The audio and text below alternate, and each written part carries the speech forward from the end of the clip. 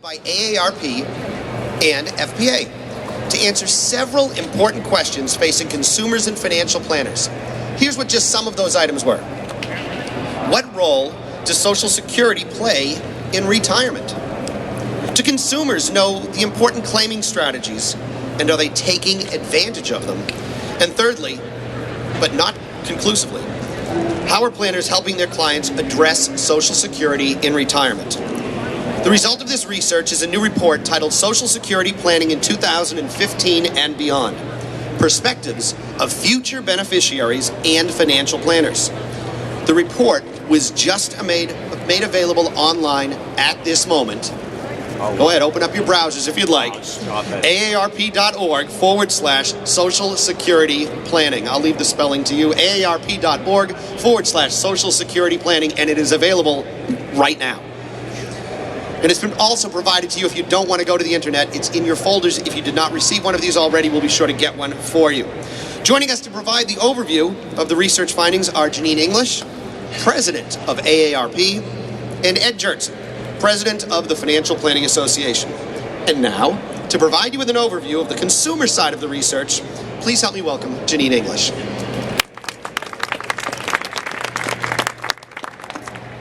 Thank you. Thank you for being here today.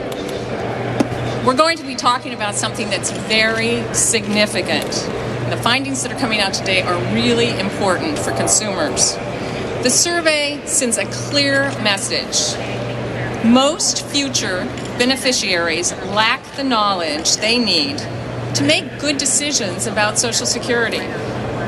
This knowledge gap can cost people many thousands of dollars over time.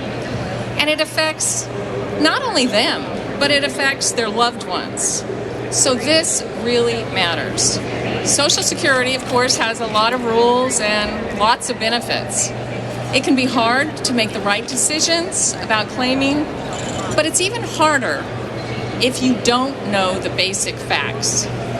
The surveys show that many future beneficiaries don't have critical information that they need to plan ahead. So I'd like to share with you just a few highlights. Most people don't understand the importance of when they claim. They may understand you get less when you claim early, but they don't understand how much less.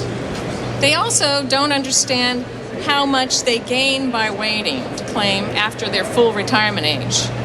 The survey also shows that many people don't understand why they may be eligible for certain benefits and when they may be eligible. This includes benefits for widows, widowers, spouses, and divorced spouses. And then another finding that really jumps out was that many people don't realize how much they will need Social Security. At AARP, our research shows that 1 out of every 2 older Americans rely on Social Security for at least half of their monthly income.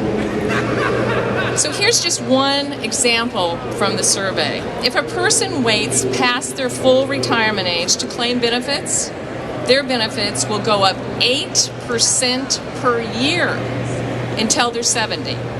Depending on your birth date, your benefit might go up as much as 32% higher if you wait until 70. So that can be many thousands of dollars in just 1 year.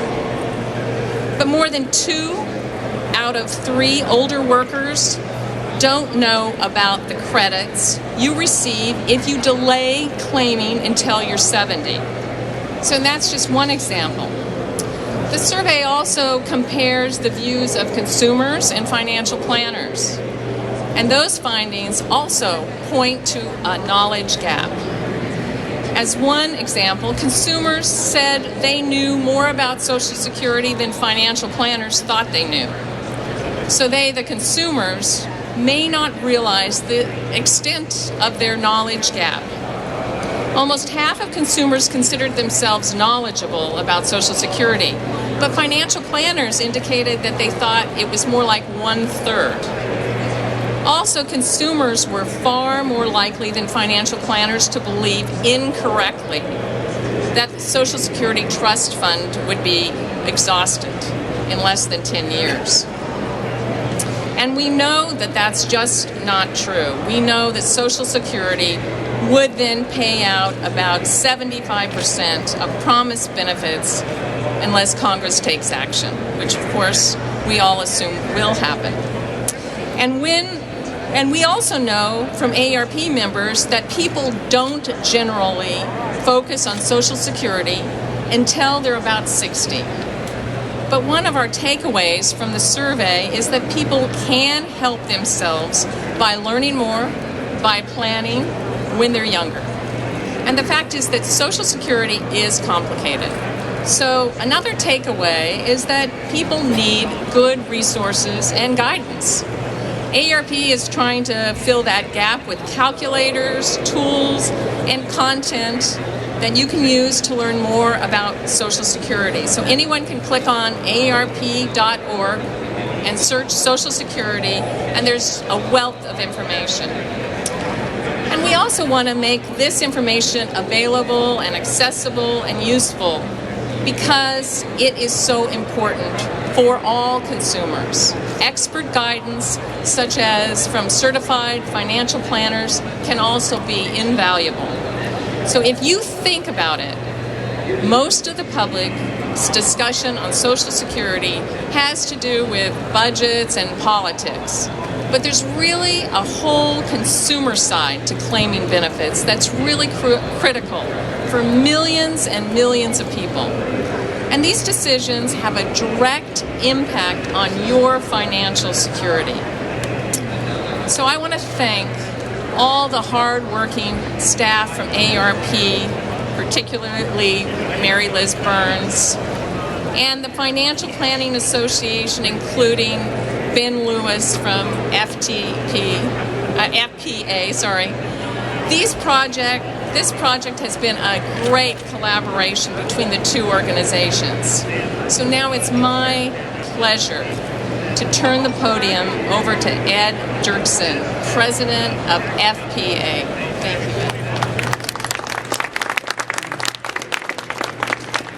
Hello, everyone, and thank you for being here.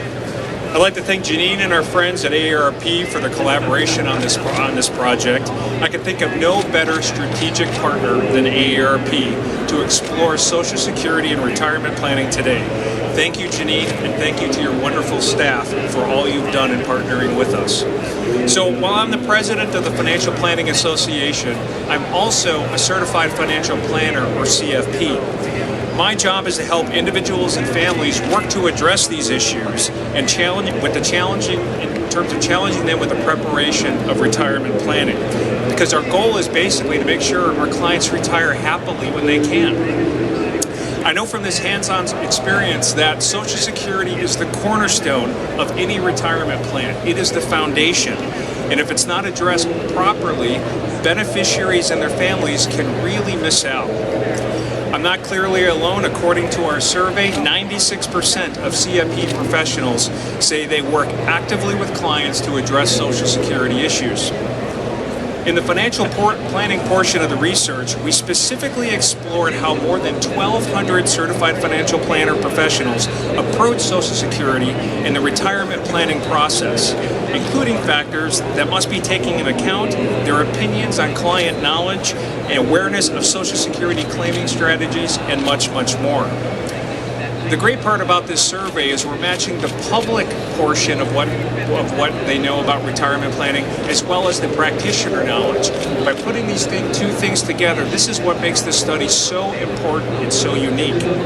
What we found is that planners place a very high value on addressing Social Security with their clients. Because Social Security, for a lot of people, is a major source of income. And that's important in terms of, again, trying to maximize the benefit. As planners, 81% of us, again, think maximizing what you get out of Social Security is extremely important. But this is not just one element of it. Certified financial planners take a very comprehensive approach to planning. We look at not only what you have coming in for Social Security, but also your retirement plan benefits. And this is what basically is the fundamental element of doing financial planning for clients, looking at the whole picture. There's a lot of factors that go into developing a well-rounded plan. So what we have to look at is what other things do you have going on in terms of your financial life? What is your retirement income besides Social Security, your health status, life expectancy, marital and employment status? All of these factors need to go into effect when you're looking at Social Security retirement benefit strategies. But as most of us know, these factors change over time. The beauty about being a financial planner is life happens. If everybody lived long, healthy lives, would be great. But things happen like marriage, divorce, death. And these are the things that we really need to take into account when we're doing a comprehensive financial plan. Our research reveals that nearly half of the planners do not recommend a specific age because, again, when you're talking about financial planning, it is unique to the individuals that you're dealing with on a face-to-face basis. What's important to note is that while most planners are actively preparing for a future that includes Social Security, many consumers we surveyed expressed a lack of confidence in the Social Security program. That's one of the reasons I truly think, and I've heard from clients about, hey, I want to take Social Security early. I don't think it's going to be around. I'm not sure. I don't think I'm going to live long enough. So it's incredibly important when we're sitting across the table from an individual who is asking these questions, having a certified financial planner professional guide you through this process is absolutely critical. Our constant focus on staying informed might explain that even though 1 in 10 consumers feel very knowledgeable about the subject, just 1% of the professionals feel that their client, that the people that they talk to, are knowledgeable in terms of Social Security. Social Security has been and continues to be a critical component in retirement planning to millions of Americans. FPA looks forward to working and adding value to not only the lives of America, but more importantly, adding the value with our strategic partnership with AARP. I'd like to echo the kind comments between the staff. This is a Herculean effort in regards to not only getting this data and putting it together, but making it relevant to you. So thank you to the AARP staff, thank you to the FPA staff, and thank all of you for being here today.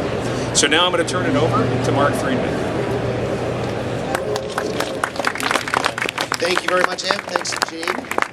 We're going to open it up for questions. I know you've been handed the packet that was there. I don't know if you've had a chance, probably not, to briefly look at the packet that's in there. Perhaps you've got a question or two that you'd like to ask Janine or Ed about the survey, some of the findings, some of the work that they did, and perhaps why they put it all together. We got a question over here from Andrew.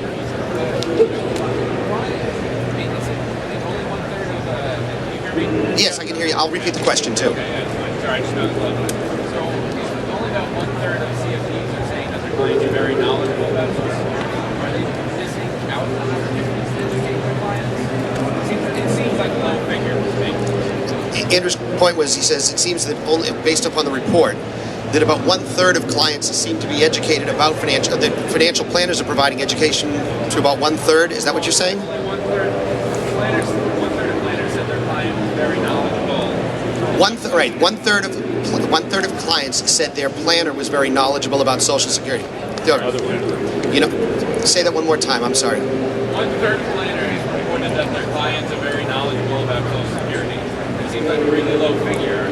Are they missing out on opportunities to educate their clients? Are clients missing? Planners missing out on opportunities to educate their clients? I'm going to turn that over to you, Ed. So this is where this study is so critical. There is a gap, and it's a knowledge gap. And by working closely with the Financial Planning Association, FPA, and AARP, our goal is to close that gap. There are so many opportunities when we look at this study for additional work that needs to be done, and that's the exciting part. I think we have identified an issue, and now, again, cooperative work with us being the Financial Planning Association and AARP, having certified financial planners go out there and try to make that connection is crucial because there are opportunities, and I appreciate you saying that.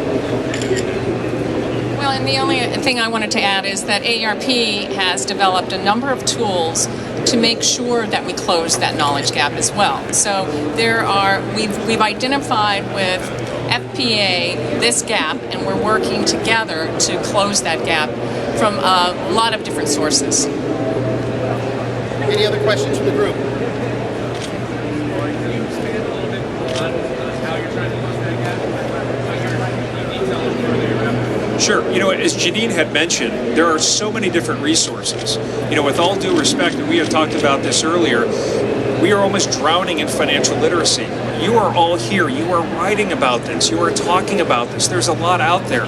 But what we're not doing, and where the challenge is connecting that knowledge to the individuals that need that information. And so we are in the initial stages of talking about, okay, this is great. What next? And that's why I mentioned a strategic partnership with AARP, because this gives us an opportunity to use the great resources that AARP has on their website, aarp.org, in addition to some of the things that we're trying to do on our side. And the other point that I want to make is that we've identified this knowledge gap, but we also know that because of the knowledge gap, people are not waiting maybe as long as they could to claim. When we look at the number of people that are actually waiting until they're 70 years old to claim their retirement, and as I said earlier, from the full retirement age to 70, it's 8% a year you're earning on that Social Security. And those people, it's only 3% of women and 4% of men are waiting until they're 70 to claim. So if more people knew how much more benefits they would be able to claim if they waited those additional years, maybe they would, and that's what we're hoping for. That's why we have online the Social Security calculator and other tools, so people can see what their Social Security would look like if they claimed early, if they claimed at the full Social Security age, or if they waited until they were 70. So I'll add one more thing. One of the things that jumped out at me at the survey was 46% of the respondents on the public side say they get their information from friends and family. 46%. 45% get them from the Social Security Administration. So instead of going to the people who are there to guide you and give you the good information, they're asking friends and family. And unless their friends and family work at the Social Security Administration, they may not be getting the great information that they need. So that's another knowledge gap, is where you're going for information and how to guide them to get that good information. Again. Yeah, Michael, a question for you. You mentioned that Social Security has some issues.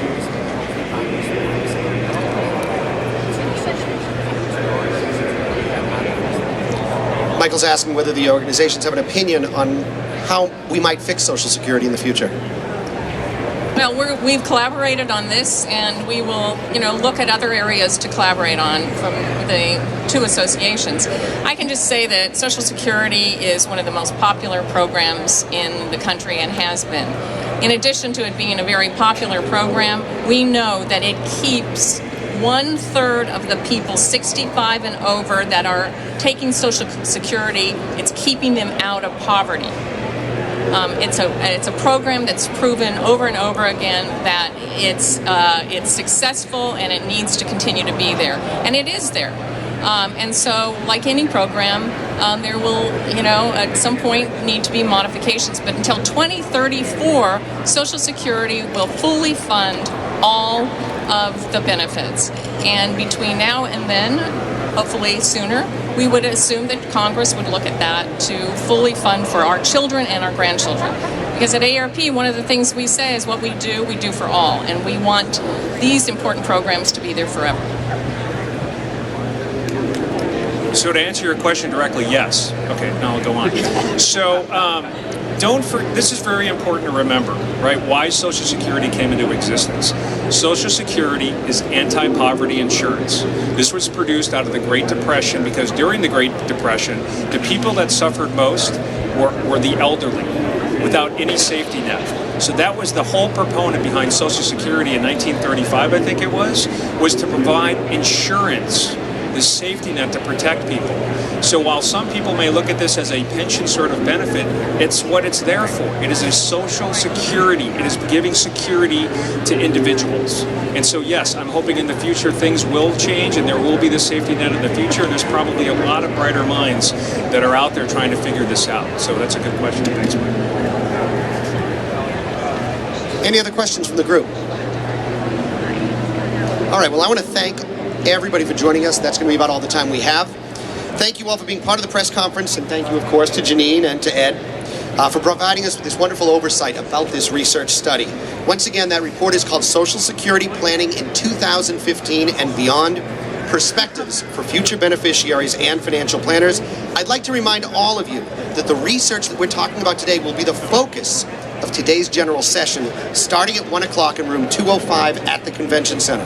The panel will be moderated by Sharon Epperson of CNBC. It will also feature Gary Koenig, Vice President of Financial Security at AARP's Public Policy Institute. Gary's over here to my right.